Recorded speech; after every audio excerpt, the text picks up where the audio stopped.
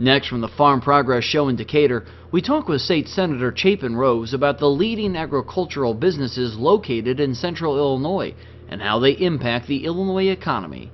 This runs about 5 minutes. Senator Chapin Rose, thanks for joining us on the Illinois Channel. We're here in Decatur at the Farm Progress Show. What do you hear, and what kind of things are you interested in seeing? Sure.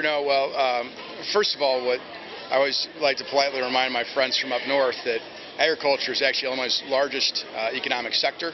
It's about 20% of all jobs in Illinois are either directly or indirectly related to production agriculture. So today is a great day for us to celebrate that and look at the future. And also tomorrow I've got about 30 of my legislative colleagues coming to Decatur to show off a little bit. We're going to visit ADM. They're going to visit the Farm Progress Show. And I'm not sure when you're airing this, but I'd encourage any of your viewers to come on down. We'd love to have them.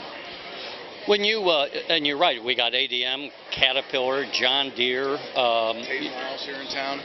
Tate & Lyle, yeah, it's huge. And the spillover effect, actually one of the things we're going to tour tomorrow at the ADM is the trading pit floor where you're trading commodities all over the world in real time. Today the Farm Progress shows kind of the production side out in the field, all the, amazing equipment that's coming online over the next, into the future. But also people don't think about, just the spillover ancillary impacts into the broader economic economy that, corn and beans have. And it's huge. It's absolutely huge. 20% of our entire Illinois economy is agribusiness. And I know from talking to others, like the grain growers, the Corn Growers Association, how much of Illinois exports around the world from what we grow here in the state. I think we're the second largest corn producing state in the nation. Yep. We are a huge exporter. It's a huge economic input for our state. Is ADM, is this part of your district? How much of your district is agriculture? Really, my entire district is agriculture, flanked by some higher education institutions in the corners. But everything in the middle is primarily corn and beans. But again, when you look around, you look from Decatur all the way to the Indiana state line, we're kind of a God's country when it comes to agriculture. When you do you hear from your agribusiness constituents, and what kind of things are they telling you about business conditions, and what should the state of Illinois be doing to help them along and do more? Sure. Well, first of all, we've been very lucky. The last several years have been very good for corn and bean prices and for family farmers. However, obviously, we're always on the lookout for regulatory policies that encourage the business sector. Tax policy is obviously a huge one.